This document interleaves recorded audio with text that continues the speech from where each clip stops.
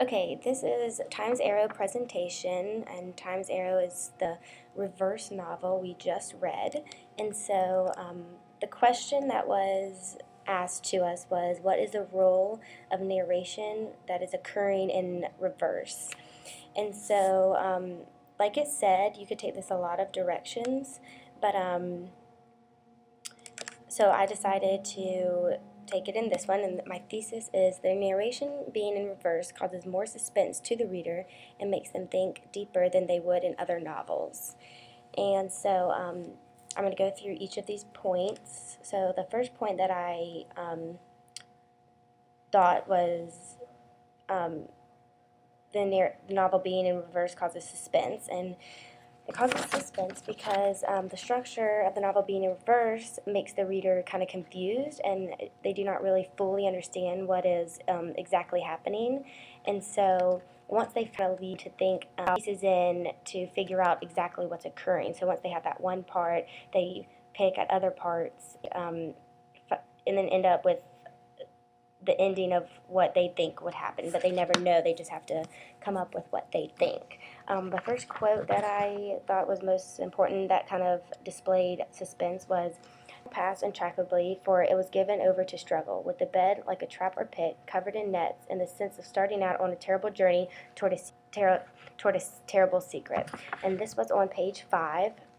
And I chose this quote because I think this quote hints towards something that would happen further in the novel, and that kind of it creates suspense for the reader because it talks about a terrible journey. So nobody really, so they know that this is kind of like foreshadowing to events that will happen. So they kind of have to think what terrible journey led for Tom to end up how he is right now.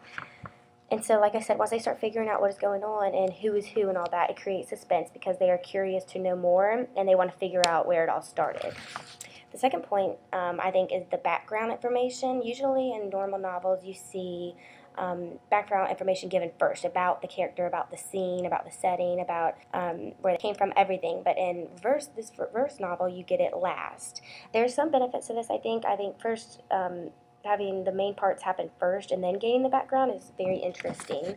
One of the benefits could be that the reader can guess what has happened before and try to figure out the background of Tom and how he came to where he is, and then you figure out exactly kind of what happened towards the end of the book, and so you kind of see if you're right or wrong. So I think that's kind of unique way to read the novel, figure out, and then actually figure out. Quote that I thought displayed this was, "I am familiar with the idea of suicide. Once life is running, though, you can't end it. You're not at liberty to die. We're all here for duration. Life will end.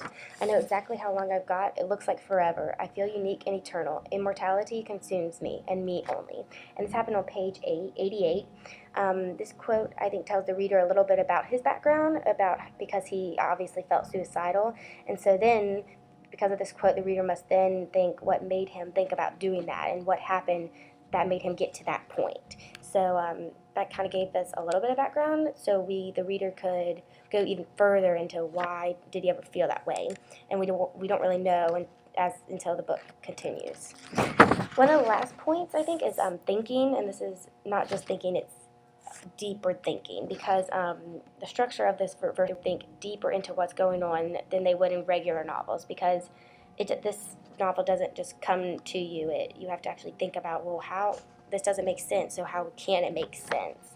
You have to think outside of the box, like be like, okay, well, let's look at it backwards, or let's look at it sideways, or something like that. So they must think out of the box as to why this is happening and how. One of the quotes that displays this deeper thinking is, "How many times have I asked myself, when is the world going to start making sense? Yet the answer is out there. It is rushing toward me over the uneven ground." And this is on page 113. And this quote makes the reader think, because it says the answer is out there. But it doesn't give the answer yet, even though eventually it will. So this makes the reader think, well, what could be the answer?